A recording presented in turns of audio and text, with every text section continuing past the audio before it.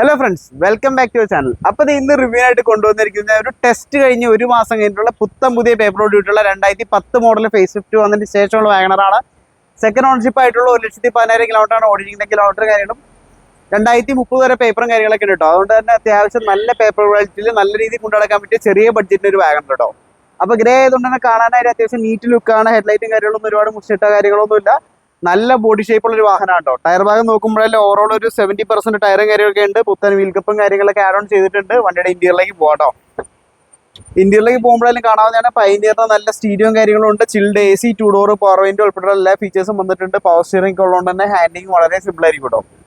Back side നോക്കാം. Back സൈഡിലേക്ക് പോകുമ്പോഴായാലും നല്ല നീറ്റ് ആൻഡ് ക്ലീൻ ആയിട്ടുള്ള ബാക്ക് സൈഡും കാര്യങ്ങളൊക്കെയാണ്. ഒരുപാട് ഓടി മുഷിഞ്ഞ വാഹനമല്ല കേട്ടോ. ബോഡി ഷേപ്പിന്റെ കാര്യങ്ങളൊക്കെ എടുത്ത് പറയേണ്ടതായിട്ടുണ്ട്. അതായത് നല്ല നീറ്റ് ആൻഡ് ക്ലീൻ ബോഡി ഷേപ്പും കാര്യങ്ങളൊക്കെയാണ്. ബാക്ക് സൈഡിലേക്ക് പോകുമ്പോഴായാലും ഇവിടെയും അത്യാവശ്യം ഫിനിഷിംഗ് തന്നെയാണ് ബോഡി ഉള്ളത്. അപ്പോൾ ഈ സൈഡ് ആയാലും നോക്കിയാൽ കാണാവുന്നതാണ്. വേറെ ഡെന്റോ സ്ക്രാച്ചോ കാര്യങ്ങളോ ടെസ്റ്റ് കഴിഞ്ഞുകൊണ്ട് തന്നെ ആ ഒരു ക്വാളിറ്റി വണ്ടിയിൽ കാണാനായിട്ടുണ്ട്. അപ്പോൾ ഈ വാഹനത്തിന്റെ എഞ്ചിൻ റൂം തുറന്ന് കാണിച്ചു തരാം കേട്ടോ.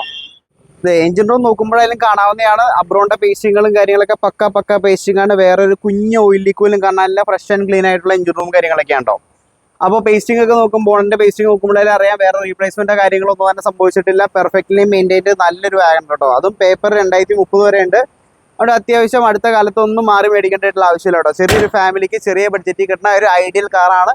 ഇതിന് ചോദിക്കുന്ന വില എന്ന് പറഞ്ഞാൽ വെറും 2 ലക്ഷം രൂപ മാത്രമാണ്. താല്പര്യമുള്ളവർ വേഗം തന്നെ വിളിച്ചു. അപ്പോൾ അടുത്ത വീഡിയോയിൽ കാണുന്നവരെ ബൈ ബൈ.